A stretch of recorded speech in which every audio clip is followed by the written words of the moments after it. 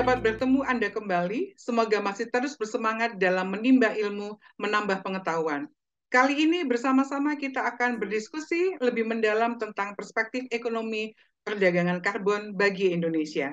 Pada segmen ini, Anda akan menyimak perbincangan saya dengan pakar ekonomi yang peduli pada isu lingkungan dan seorang profesional dalam mengelola serta melindungi sumber daya alam dan sumber daya sosial masyarakat, Bapak Putu Sukma Kurniawan. Selamat siang, Pak Putu. Oke, selamat siang Ibu Jani.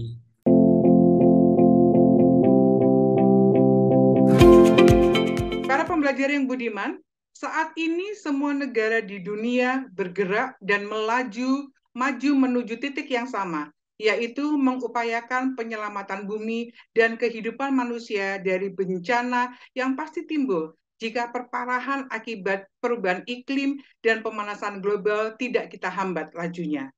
Meski mendapatkan tantangan dari masyarakat sipil yang mengkhawatirkan model carbon emission trading system ini tidak akan berdampak pada target penurunan emisi, melainkan hanya semata perolehan uang, pemerintah Indonesia tetap ingin mengembangkan perdagangan karbon ini.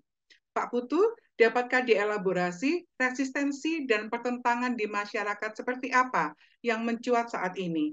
Mengapa pertentangan itu ada? Pertarungan kepentingan apa yang saling berhadapan, dan bagaimana Pak Putu selaku Sustainable Development Specialist Ekonom memandang hal seperti ini? Dipersilakan Pak Putu.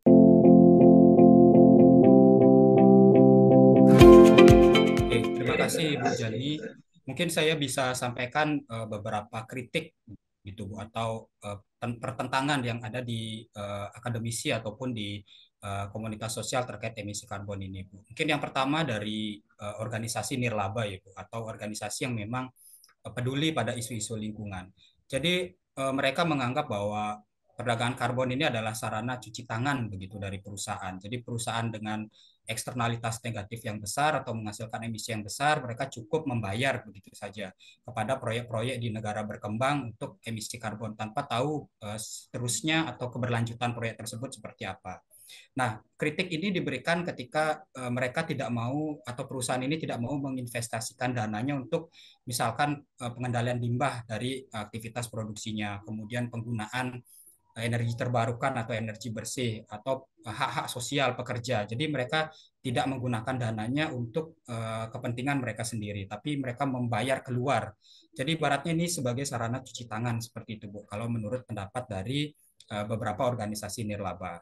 Tapi dalam prakteknya kita lihat bahwa komitmen pemerintah cukup tegas dalam hal ini. Jadi sekarang pun perusahaan-perusahaan di Bursa Efek Indonesia itu diharuskan membuat laporan keberlanjutan yang memuat informasi ekonomi, lingkungan, dan sosial dari aktivitas perusahaan. Jadi saya rasa perdebatan ini akan selalu ada, tapi kalau kita lihat dari komitmen pemerintah, bagaimana merilis aturan, kemudian kebijakan yang mendukung pelaksanaan perdagangan karbon ini, saya rasa pertentangan itu seharusnya dapat diminimalkan. Nah, kemudian retensi berikutnya atau permasalahan berikutnya datang dari masyarakat adat. Kita lihat di Indonesia banyak sekali dalam tanda petik konflik ya Ibu, masyarakat adat dengan pengusaha-pengusaha besar terkait dengan wilayah adatnya yang masih ada hutan, di mana kepentingan masyarakat adat di sini kita lihat tidak diselaraskan begitu. Artinya sudah masuk sampai jalur hukum, kemudian ada pemimpin atau apa namanya ketua dari komunitas adat yang dalam proses hukum. Nah, ini saya rasa pertentangan-pertentangan atau permasalahan di lapangan yang bisa menghambat tujuan Indonesia dalam konteks perannya dalam perdagangan karbon secara internasional. Begitu Ibu Jani. Luar biasa. Saya mohon izin melanjutkan, Pak Putu. Pertanyaan selanjutnya adalah, kita tahu tidak ada jalan mundur atau menarik diri, no way back, dari komitmen Indonesia atas keikutsertaannya dalam mensukseskan Paris Agreement.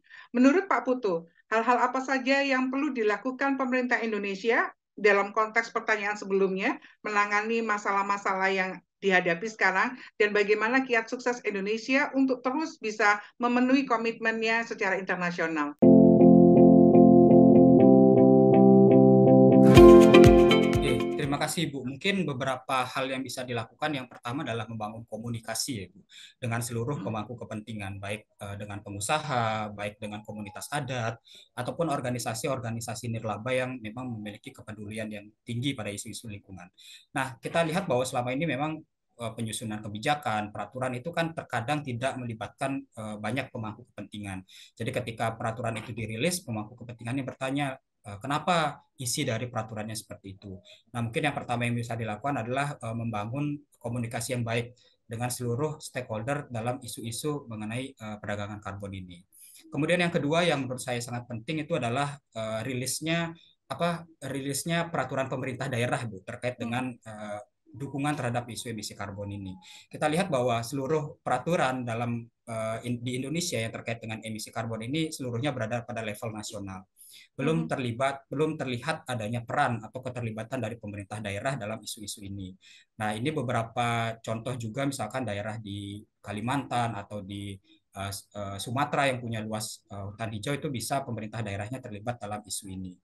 Yang ketiga, mungkin keterlibatan atau penguatan keterlibatan dari komunitas adat, masyarakat adat. Darahnya masyarakat adat yang tugasnya menjaga hutan, menjaga alam. Jadi pemerintah daerah atau pemerintah Indonesia dalam level nasional itu seharusnya juga mengikut sertakan komunitas adat atau masyarakat adat dalam upaya untuk konservasi atau pemberdayaan masyarakat terkait dengan proyek-proyek energi bersih misalkan, atau terkait dengan proyek CDM yang melibatkan komunitas adat. Kemudian yang terakhir yang bisa dilakukan adalah pendanaan, Ibu. Kita bisa lihat bahwa hasil finansial begitu dari perdagangan karbon di Indonesia kan cukup besar. Nah, ini seharusnya bisa dipergunakan juga untuk masyarakat adat, konservasi hutan, kemudian investasi untuk energi terbarukan dan seterusnya.